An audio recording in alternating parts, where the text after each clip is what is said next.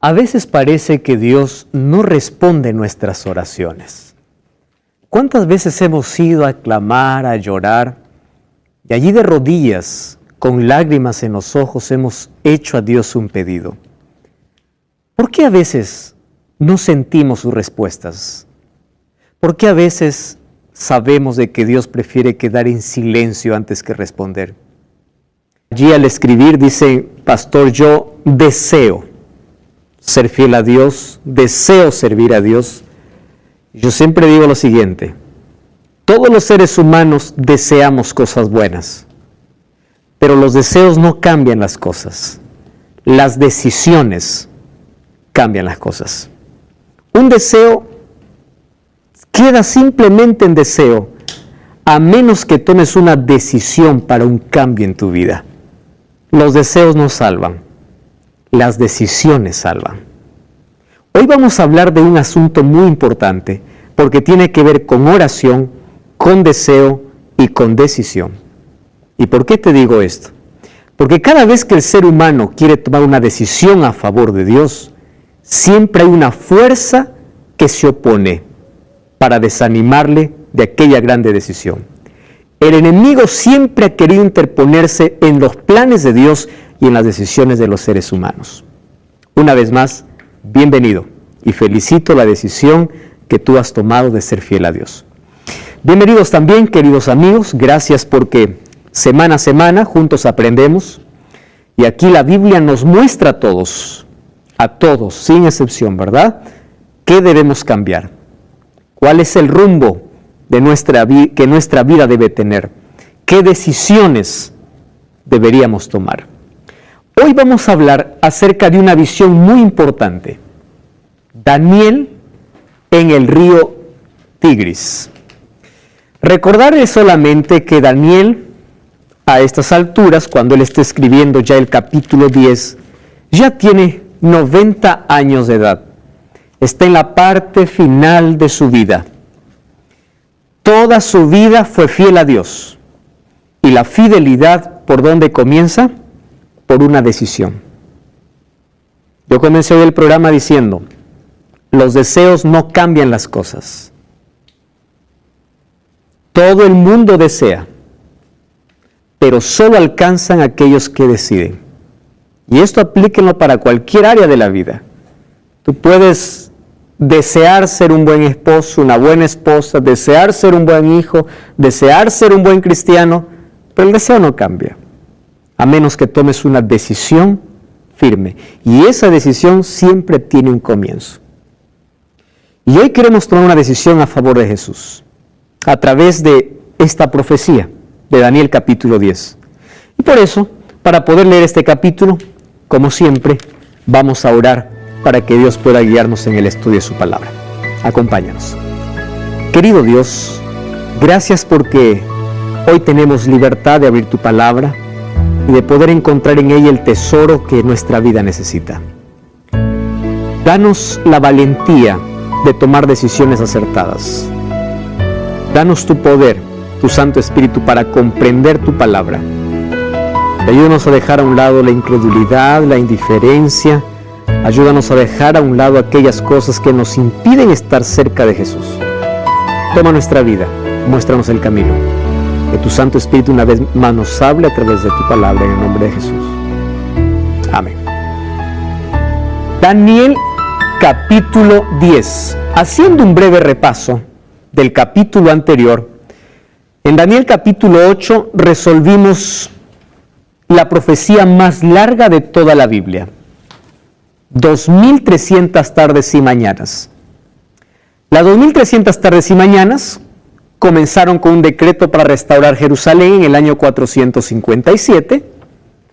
Esas 2300 tardes y mañanas tenían varios periodos, de los cuales 490 fueron para el pueblo de Israel, o solo para el pueblo judío, y ese periodo se subdividía en 3 otros periodos: 7 años, o 7 semanas, que representaría el fin de la restauración de los muros de Jerusalén. 62 semanas hasta el ungimiento del Mesías. Ese ungimiento representaba el bautismo de Jesús. Solo que el año 27, que fue el año del bautismo de Jesús, daría inicio a la última semana. En esa última semana se haría cesar el continuo sacrificio. Es decir, acabaría el sacrificio de animales porque el verdadero Cordero moría en nuestro lugar. Eso sucedió en el año 31 y en el año 34, con la muerte de Esteban, acaba de Israel de ser el pueblo exclusivo para tener la salvación. Ahora la salvación, el evangelio pasa a los gentiles. Dios levanta a un hombre llamado Saulo como el apóstol de los gentiles. Entonces, si nosotros restamos ese tiempo de las 2300 tardes y mañanas, menos los 490 años que termina el año 34, nos faltarían 1810 años para completar las 2300 tardes y mañanas. Si hacemos la suma, esto nos lleva a 1844. Les conté acerca del movimiento que se levantó en este planeta, en nuestra Tierra, no solo como resultado de Daniel 8:14, sino de Apocalipsis capítulo 10. Solo que con una interpretación equivocada. Ellos creían que la purificación del santuario se refería a la tierra. Ahora les pregunto, ¿ellos estaban con la fecha equivocada? No. Ellos tenían la fecha correcta, pero el evento estaba equivocado. ¿Por qué el evento? Porque en 1844 Jesús no vendría a la tierra, sino Jesús asumiría una nueva función, que es la función de purificar el santuario y de ser nuestro abogado como sumo sacerdote, y desde allí nosotros vivimos un juicio, cual se llama el juicio investigador. Ahora fíjense lo que dice el libro de Apocalipsis capítulo 14. Podemos abrir la Biblia. Apocalipsis capítulo 14. Porque esta es una revelación tan importante, hablando acerca del pueblo de Dios en el tiempo del fin. Vamos a leer en el versículo 6, o desde el versículo 6 en adelante. Dice así: en medio del cielo vi volar a otro ángel. Cuando dice que un ángel vuela, en Apocalipsis se refiere a la urgencia del mensaje. ¿Recuerdan qué cosa era alas? Velocidad. La rapidez del mensaje. Entonces, ¿qué significa eso? Que este ángel tenía un mensaje urgente. Solo que lo que me impresiona de este ángel es esta palabra. Tenía el evangelio, ¿qué cosa dice? Eterno. Ahora, piensen conmigo en lo siguiente. ¿Dios tenía dos evangelios? No. Hay algunos que dicen, no, en el Antiguo Testamento se salvaba de una manera, ahora estamos en el Nuevo Testamento, en otra era. El evangelio es eterno. La salvación siempre fue por gracia. Los judíos intentaron en un momento de su existencia alcanzar la salvación por la ley, que se volvieron legalistas. Es por eso que Jesús advirtió y vino para enseñar cómo debe guardarse la ley. Aquel que piensa que es salvo por la ley está perdido. Porque la obediencia a la ley no da salvación. La obediencia a la ley, ¿qué cosa es? El resultado, no la causa. ¿Correcto? Entonces, el evangelio es eterno, el evangelio es uno solo. No existen dos evangelios. La salvación es por gracia y el fruto de esa gracia es obediencia. Es la fe.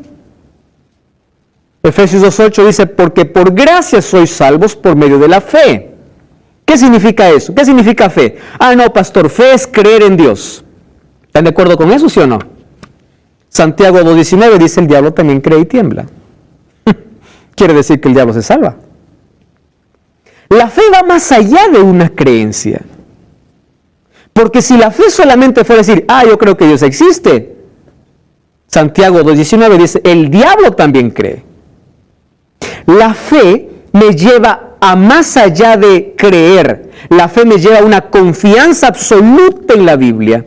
Y la fe me lleva como consecuencia a la obediencia. ¿A quién se le llama padre de la fe? Abraham. ¿Se acuerdan de Abraham? El padre de la fe. Amigo de Dios. El hombre de fe, el padre de la fe, ¿qué cosa me enseña? A obedecer. ¿Recuerdan qué le pidió Dios a Abraham? Que le ofrezca a su hijo. ¿Lo dio o no? Sí. Por fe. La obediencia está ligada ¿a qué? A la fe. Pero la obediencia es el resultado. ¿Correcto? No la causa. ¿Quién es el único Salvador? Cristo. Muy bien. El Evangelio es eterno. Para predicar a los habitantes de toda la tierra, toda nación, tribu, lengua y pueblo. Y decía a gran voz, ¿qué cosa decía? Temed a Dios y dadle gloria, porque la hora de su juicio, ¿qué cosa? Llegó. ¿De qué momento está hablando? De este juicio investigador. Ha llegado. ¿En qué momento se coloca Apocalipsis 14? Después de Apocalipsis 10. ¿Saben qué cosa en Apocalipsis 10, verdad? El librito dulce y amargo, ¿se acuerdan? Después entonces, Dios levantaría un movimiento para el tiempo del fin, para que diga, ahora ya no esperamos la hora de su juicio, sino que ya llegó. Ya estamos viviendo en la hora del juicio. Ahora tú empiezas a revisar qué iglesia habla del juicio. La hora de su juicio ha llegado. ¿Y qué más dice? Adorad a aquel que hizo el cielo, la tierra, el mar y las fuentes de las aguas.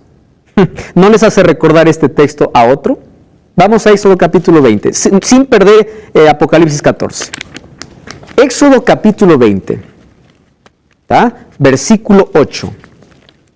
Éxodo capítulo 20, versículo 8. Miren lo que dice. Acuérdate del sábado para santificarlo. 6 días trabajarás y harás toda tu obra. El séptimo día reposo para Jehová tu Dios. No hagas en él obra alguna, tú, ni tu hijo, ni tu hija, ni tu sierva, ni tu criado, ni tu bestia, ni el extranjero que está entre tus puertas. Versículo 11, ¿qué dice? Porque en 6 días hizo Jehová los cielos y la tierra, el mar, y todo lo que en ellos hay. A ver, vamos nuevamente a Apocalipsis capítulo 14, versículo 6. O que versículo 7. ¿Qué cosa dice? Adorad a aquel que hizo el cielo, la tierra, el mar y las fuentes de las aguas. ¿De dónde está tomando este texto? De Éxodo 20. Ahora ustedes entienden por qué el sábado no tiene que ver con otra cosa sino con adoración. Quiere decir, el pueblo de Dios que levantaría en 1844 tendría este mensaje. Su juicio llegó. ¿Cuál es el otro mensaje? Adora a Dios como Él quiere. Aquel que dice yo soy salvo por gracia, amén, aleluya. La gracia tiene que llevar a una adoración correcta. Porque esto es Biblia, eso dice la Biblia. ¿Y qué más dice este pueblo? Otro ángel le siguió diciendo, ha caído la Babilonia. ¿Qué cosa es Babilonia? La confusión, la mezcla de tantas creencias y religiones, etcétera, etcétera. Versículo 9. Si alguno adora a la bestia a su imagen y recibe la marca en su frente, en su mano, también beberá del vino de la ira de Dios. Versículo 12, miren lo que dice. Hablando de ese pueblo, aquí está la paciencia o perseverancia de los santos, los que guardan los mandamientos de Dios y la fe de Jesús. ¿Está claro acerca del movimiento que Dios, del pueblo que Dios levantó después de 1844? Con un mensaje profético. Apocalipsis 14. Ese es el Evangelio eterno. Muy bien. Ahora fíjense lo que ocurre. Daniel capítulo 10. Vamos a Daniel ahora. Porque ahora vamos a encontrar una visión interesante en Daniel capítulo 10, versículo 1 al 3. Allí dice así. Era en el 3er año de Ciro, rey de Persia, que fue revelada palabra a Daniel. Me encanta cómo Daniel aquí empieza a dialogar con su lector y dice, ese Daniel es llamado Belsasar. ¿Es que le gustaba el nombre Belsasar? No. Yo le voy a explicar por qué escribió así Daniel. Dios le inspiró para que escriba así. ¿Saben por qué? Porque hay algunos hoy que se levantan y dicen, no, el Daniel de las profecías no es el mismo Daniel de la historia. Ustedes ya saben que hay muchos que se levantaron diciendo, las profecías alguien lo añadió.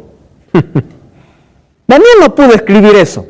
Y aquí Daniel es claro en decir, a ver, vamos poniendo en claro las cosas. yo soy el mismo Daniel del capítulo 1. ¿Está bien? No es otro. Al que lo llamaron Belsasar, ese soy. Y yo estoy escribiendo, solo que ahora estoy al final de mis días. La palabra es verdadera, y ¿qué más dice? El conflicto es grande, pero él comprendió, esta vez él sí entendió la palabra y tuvo inteligencia en la visión. Y ahí dice que él estaba afligido por espacio de 3 semanas, no comió manjar. Cuando habla de carne, está hablando de carnes limpias, y cuando dice que no bebió vino, está hablando del jugo de uva. Es decir, él mismo empezó a orar y a ayunar, pero no porque no entendía. Ahora él comprendía. Pero ¿qué cosa es lo que él entendió? Que el conflicto era grande. ¿De qué conflicto está hablando? Vamos a ver lo que dice el versículo 12. ¿Está bien? Miren, él comprendió la palabra, pero estuvo afligido, dice, por 3 semanas. ¿Qué cosa tanto le afligió a Daniel? Vamos al capítulo 12. Entonces me dijo así: Daniel, no temas, porque desde el primer día que dispusiste tu corazón a entender y a humillarte en la presencia de tu Dios, fueron escuchadas tus palabras. ¿Existe alguna oración que Dios no responda? ¿Existe alguna oración que Dios no escuche? Generalmente nuestras oraciones se basan en 3 pedidos: necesidades, deseos y espirituales. Si ustedes se fijan en Mateo capítulo 6, cuando Jesús nos enseñó a orar, Jesús no nos enseñó a orar comenzando por pedir. Miren cómo nos enseñó a orar. Todos sabemos el Padre Nuestro. Padre nuestro que estás en los cielos. ¿Cuál es el primer pedido de la oración? Espiritual. Santificado sea tu nombre. ¿Se pusieron a pensar en eso? No dice, Padre nuestro, dame comida. El pan está como 4.º pedido.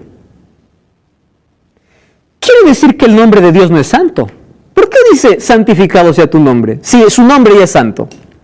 ¿Saben lo que está enseñando Jesús en el Padre Nuestro?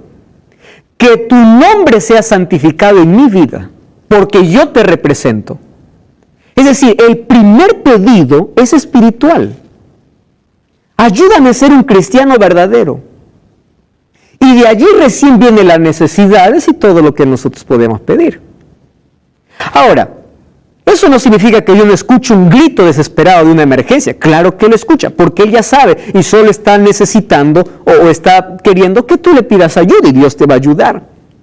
Pero saben, Dios siempre responde a nuestras oraciones, lo hemos escuchado muchas veces, de 3 maneras. Sí, no y espera, solo que el ser humano no le gusta esperar. Mucho más en nuestra generación que es inmediatista. Yo quiero ya y ahora. Si no, no me des. ¿Verdad? Muy bien. Solo que ese no de Dios o esa espera de Dios nos desespera a nosotros. ¿Y saben por qué? A veces Dios no nos responde en el momento porque no estamos preparados para recibir esa bendición. Otras veces Dios nos va a decir que no porque no nos conviene, aunque para nosotros sea lo mejor. Dios, que conoce el futuro, te dice no te conviene. Lo que yo me estoy acordando es de una historia que alguien me contó. Estaban ahí en el cuarto jugando 2 hermanitos, un más grandecito y la otra más pequeña. La mamá estaba en la cocina, allí picando, pelando las papas para cocinar. De pronto escuchó que la nenita empezó a llorar en el cuarto y la mamá pensó que el hermano le estaba molestando y le dice, ¿qué quiere tu hermana? Y su hermanito le dice, mamá, yo no puedo darle lo que ella quiere. Y la mamá, como no estaba viendo, le dice, dale, no importa, dale para que no llore. Entonces el hermanito le dio lo que la niña quería y dentro de un segundo empezó a llorar más. Y le dice, ¿qué cosa tiene ahora tu hermana? Mamá, tú me dijiste para darle lo que ella quiere. ¿Qué cosa quería? Una abeja. Y claro, tomó la abeja, le picó la abeja y empezó a llorar más. Los seres humanos somos así. A veces le pedimos a Dios una abeja y Dios dice, no, te va a picar. No, pero yo quiero. Y si nosotros nos sometemos a la voluntad de Dios, vamos a entender el porqué. Y los muchos porqués que no entendamos en la tierra, Dios nos mostrará en el cielo. Dios responde oraciones. Aquí dice, yo escuché desde el primer momento. Pero mira, hay un conflicto. ¿Qué conflicto está hablando? Vamos a ver Efesios capítulo 6, versículo 12. Me encanta este texto. Efesios capítulo 6. No pierdan Daniel. Efesios capítulo 6, versículo 12. Este texto me habla de una realidad que ustedes y yo vivimos todos los días. Efesios capítulo 6. Dice así: por tanto, no tenemos lucha contra sangre y carne, sino contra principados, potestades, gobernadores de tinieblas de este mundo, huestes espirituales de maldad en las regiones celestes. Por tanto, tomad la armadura de Dios para que resistas en el día malo. Y cuando resistes el día malo, no tires la toalla. Tienes que estar firme. Quiere decir, cuando tú tienes una victoria, dices, ¡ah, amén, victoria! Ten cuidado porque ahí puedes caer. ¿De qué está hablando entonces Daniel capítulo 10? Dice, había un grande conflicto. ¿De qué tipo de conflicto está hablando? ¿O qué tipo de conflicto es? Un conflicto espiritual. ¿Y de qué se trataba ese conflicto? Y miren lo que dice el versículo 13. El príncipe del reino de Persia se me opuso durante 21 días, pero Miguel, uno de los principales, vino para ayudarme y quedé allí con los reyes de Persia. He venido para hacerte saber lo que ha de sucederle a tu pueblo en los últimos días, porque la visión es para esos días. Wow, aquí me presenta ya no dos bestias, ¿verdad? Me presenta dos nombres. ¿Qué nombre me presenta? Rey de Persia. ¿Y qué más me presenta? A Miguel. Para entender quién es el rey de Persia, yo tengo que entender primero quién es Miguel. ¿Correcto? Vamos a ver, porque ¿de qué trata este conflicto? ¿Quién es Miguel? Vamos a Daniel capítulo 10, versículo 21. Dice el versículo 21. Yo te declararé lo que está escrito en el libro de la verdad. Nadie me ayuda contra ellos sino Miguel vuestro príncipe. Como que se nombra aquí a Miguel como un príncipe. Muy bien, vamos al siguiente texto. Daniel capítulo 12, versículo 1. Dice así: en aquel tiempo se levantará Miguel, una vez más, el gran príncipe que está de parte de los hijos de tu pueblo. Wow, aquí se presenta a Miguel como ¿qué? Como libertador. ¿Está bien? Miguel es un libertador. ¿Qué cosa más? Vamos a Apocalipsis capítulo 12, aquí nos esclarece más. Apocalipsis capítulo 12, versículo 7. 12:7 dice: entonces hubo una guerra en el cielo. Miguel, wow, aquí aparece el nombre otra vez. Miguel y sus ángeles luchaban contra el dragón, y luchaba el dragón y sus ángeles, pero no prevalecieron, ni se halló lugar para ellos en el cielo, y fue lanzado afuera el dragón, serpiente antigua, diablo y Satanás. ¿Quién es Miguel entonces? Cristo. El príncipe que está de parte de tu pueblo. La pregunta es, ¿por qué toma un nombre humano? ¿Ustedes saben qué significa Miguel? ¿Quién como Dios? Ahora fíjense, Miguel es el título de Cristo cada vez que entra en conflicto para defender a sus hijos. ¿Ustedes recuerdan que en Apocalipsis Jesús es comparado como el león de la tribu de Judá? Como el cordero. ¿Como qué más comparado Jesús? Como el camino, como el verdad, como la vida, como la vid, como qué más? Como el agua de vida, como el pan de vida, como la puerta, como el buen pastor. ¿Recuerdan todos los nombres para Jesús? Correcto. Ahora, cada vez que Él está peleando para favorecer a su pueblo, ahora nada de eso. Ahora se presenta como el general de todas las huestes angelicales. ¿Con qué nombre? Miguel. El príncipe. Entonces, si Miguel es el príncipe, quiere decir que el rey de Persia no puede ser humano. Tiene que ser también otro ser espiritual. Estamos hablando en el capítulo 10 del libro de Daniel, un asunto tan interesante que tiene que ver con un conflicto. Ya descubrimos quién es Miguel, ¿verdad? Miguel es el título, es el nombre que asume Cristo cada vez que está para defender a su pueblo. ¿Por qué en el capítulo 12 de Daniel dice, en aquel tiempo se levantará Miguel? Porque el capítulo 11 habla del cuerno pequeño en guerra contra el pueblo de Dios. Entonces, si hay una guerra de un poder, aquí se levanta Miguel como defensor. Es decir, la batalla no ha sido con ellos, la batalla ha sido conmigo. Y yo los voy a defender. ¡Qué maravilla! Ahora, ¿quién es el rey de Persia? Si Miguel es Cristo, quiere decir que Cristo tiene que luchar con otro poder. Ojo, que la lucha no es con ángeles, es con Cristo mismo. ¿Quién está hablando con Daniel? Gabriel. Y Gabriel dice, mira, 21 días, ¿recuerdan ahí el texto? Versículo 13, el príncipe del rey de Persia me puso durante 21 días, pero Miguel vino para ayudarme. Quiere decir que quien estaba peleando con el ángel no era otro ángel. ¿Quién era? Satanás. Tanto así que él necesitó que venga Miguel, el príncipe de los cielos. Ahora, fíjense, Satanás aquí se representa como el rey de Persia. ¿Cómo poder entender este asunto, no? Muy bien. ¿Ustedes sabían que no es la única referencia en la Biblia donde se usa un nombre de una persona para hacer referencia a Satanás? No es este el único nombre. Vamos a Ezequiel capítulo 28, versículo 11. Vamos a ver qué dice Ezequiel. Capítulo 28, versículo 11. Ese texto es interesante. Dice así: vino a mí palabra de Jehová diciendo, hijo de hombre, entona lamentación sobre el rey de Tiro. ¿Para quién es este mensaje? Para el rey de Tiro. Y dile, así ha dicho Jehová el Señor, tú eras el sello de la perfección, lleno de sabiduría y de acabada hermosura. En el Edén, en el huerto de Dios estuviste. De toda piedra preciosa era tu vestidura, de cornerina, topacio, jaspe, crisólito, berilo y onice, zafiro, carbunclo, esmeralda, oro. Los primores de tus tamboriles y flautas fueron preparados para ti en el día de tu creación.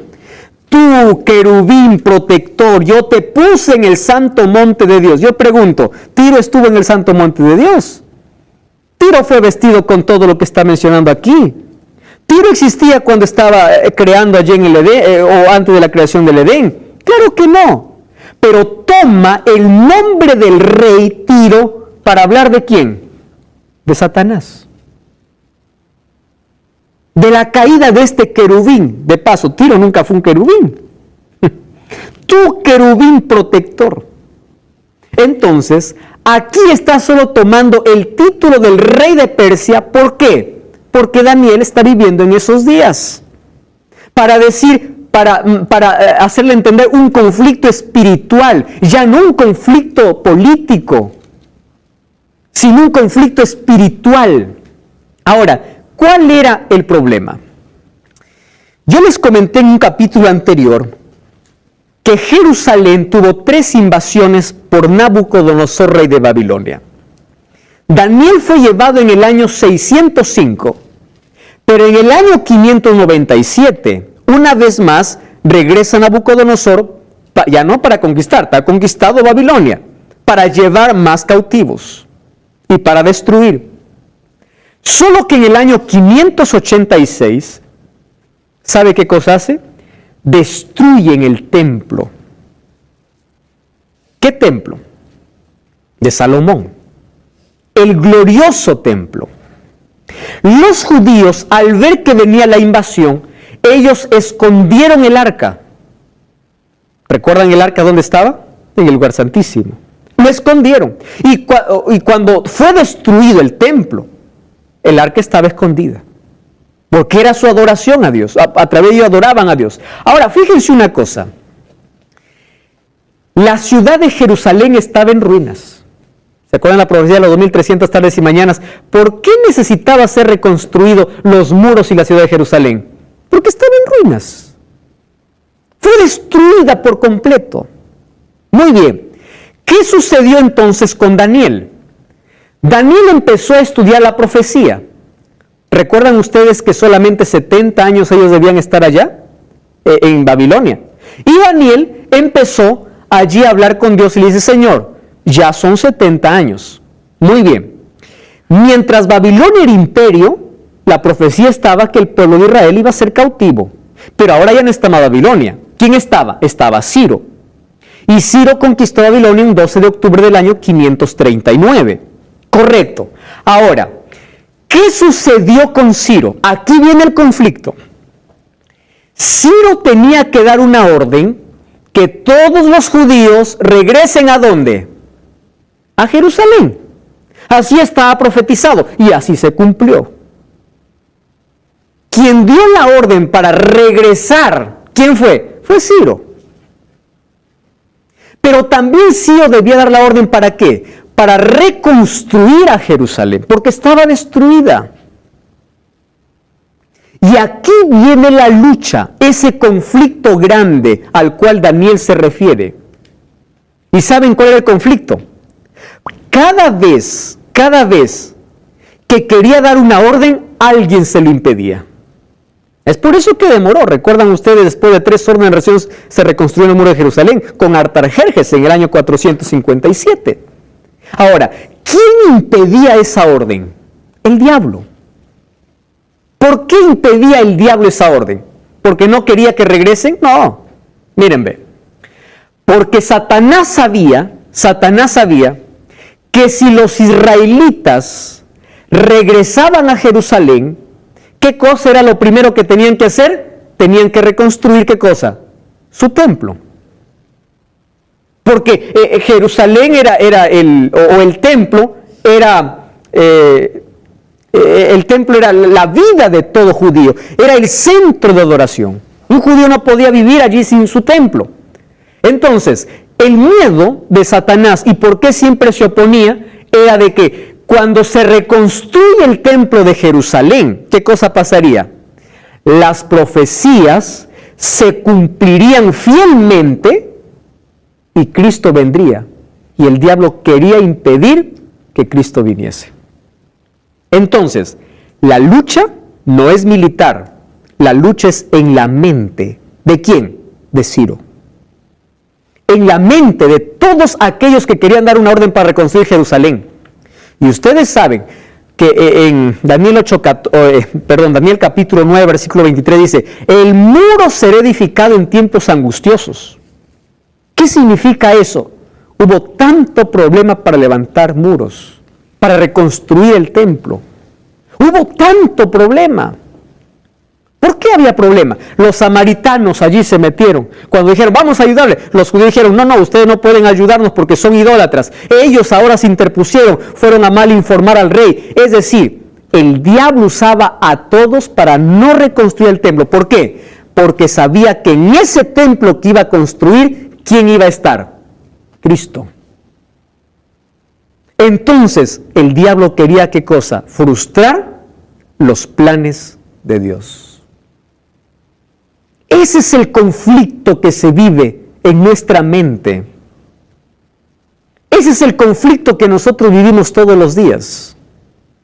Dios tiene un plan. El plan es de salvación. El diablo se coloca en medio y dice, no, vamos a destruir ese plan. Yo no quiero que se salve, o yo no quiero. Pero saben, el diablo siempre ha salido derrotado cada vez que se puso a pelear con Dios. Ayúdenme a recordar aquí. Vamos a Apocalipsis capítulo 12. Apocalipsis capítulo 12. Miren lo que dice este capítulo, es impresionante. Apocalipsis 12. Vamos a ver allí el versículo 4. Dice, su cola arrastró la tercera parte de las estrellas del cielo. Está hablando de la caída de Satanás del cielo. Estrellas aquí son ángeles. Su cola arrastró la tercera parte de las estrellas del cielo y los arrojó sobre la tierra. Y el dragón se paró frente a la mujer que estaba para dar a luz a fin de devorar a su hijo tan pronto como naciera. ¿De quién está hablando? Del nacimiento de Cristo. Entonces, ¿ustedes se acuerdan cuando Cristo murió? ¿Qué orden dio Herodes? Mueran todos los niños de 2 años abajo. ¿La orden era de Herodes? No, era del diablo. Porque el diablo quería matar a Cristo tan pronto como él naciese. Primero quiso impedir la reconstrucción del templo porque sabía que ahí iba a venir Cristo. Y cuando Cristo vino, entonces quiso matarlo cuando nazca. Ahora les pregunto, ¿tuvo su victoria el diablo allí? No. Miren, ahora vamos a seguir el versículo 6. El versículo 5. Ella dio a luz un hijo que va a regir a todas las naciones con vara de hierro. Su hijo fue arrebatado para Dios y para su trono. Está haciendo referencia de Cristo.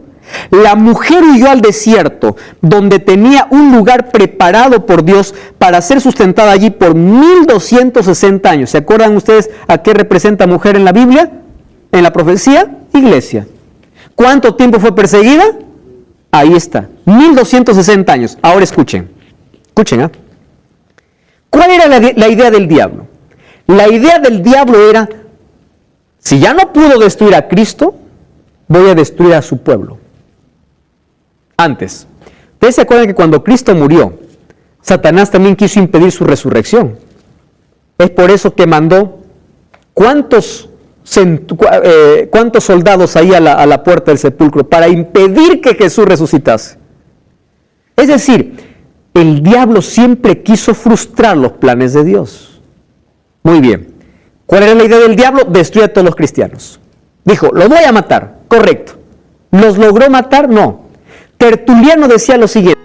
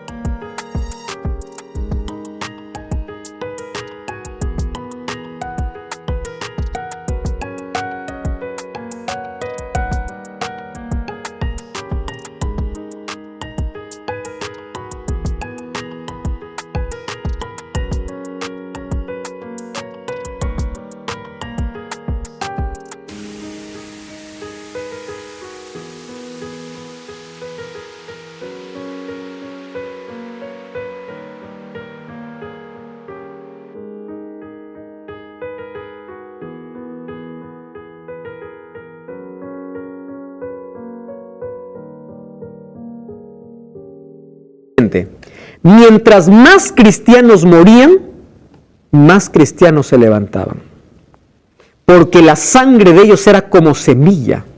El diablo cambió de estrategia y dijo, si yo sigo matando, voy a seguir perdiendo. Entonces cambió de estrategia. Mejor me meto dentro de la iglesia con falsas doctrinas. Y allí sí tuvo éxito. Porque hay muchos que creen adorar a Dios cuando están adorando al otro poder. Cambió de estrategia. Ahora, piensen conmigo. El diablo fue derrotado aquí. Fue derrotado cuando planificó matar a Jesús. Fue derrotado cuando resucitó Jesús. Fue derrotado cuando pensó perseguir a la iglesia. El diablo viene de derrota en derrota. Es por eso que miren lo que dice el versículo 17 del capítulo 12. Dice así, 17, Apocalipsis, capítulo 12, versículo 17. Allí dice así, entonces el dragón se llenó de ira contra la mujer. ¿Qué cosa es mujer? Iglesia. Y se fue a hacer guerra contra el resto del...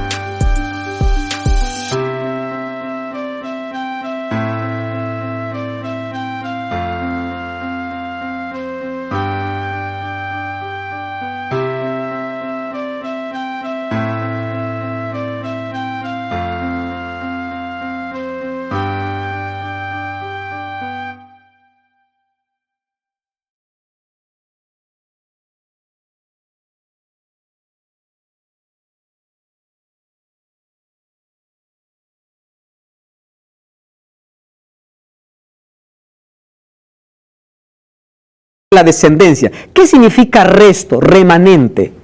El pueblo del fin. ¿Quiénes son? Los que guardan los mandamientos de Dios y tienen el testimonio de Jesucristo. El diablo no está enfurecido con todas las religiones. No. El diablo no está enfurecido con todo aquel que dice ser creyente. No. El diablo está enfurecido con un pueblo. Con este pueblo. Ahora, si el diablo tanto fue derrotado, es porque ahora él tiene sed de venganza y él quiere destruir, él quiere frustrar los planes de Dios, pero nunca lo ha logrado. Ustedes saben qué cosa ocurrió. El templo finalmente fue reconstruido. Y cuando fue reconstruido, ahí estaba el profeta Ageo. Busquen el libro de Ageo. Ageo está casi al terminar el Antiguo Testamento. Poco antes de Malaquías, Zacarías, Ageo. Allí dice así, Ageo capítulo 2, el versículo 7. Dice así: haré temblar a todas las naciones. Vendrá el deseado de todas las naciones y llenaré la gloria de esta casa, ha dicho Jehová de los ejércitos. Versículo 9, la gloria de esta casa será mayor que de la primera. Así ha dicho Jehová de los ejércitos, y daré paz a este lugar, dice Jehová. Miren, cuando se reconstruyó el templo, habían dos grupos de judíos. Un grupo de judíos que decía: oh, este templo, pobrecito, se llamó el templo de Zorobabel. Era un templo que no tenía la gloria del templo de Salomón. Y había otro grupo de judíos que no había conocido el templo de Salomón y decía: ¡qué bonito! Ahora vamos a ver cómo se hacen los sacrificios. Entonces, aquí se levanta el profeta Ageo para hablar a aquel grupo de descontentos que estaban comparando este templo con el templo de Salomón. Y le dice: espera un momento, dice así Jehová: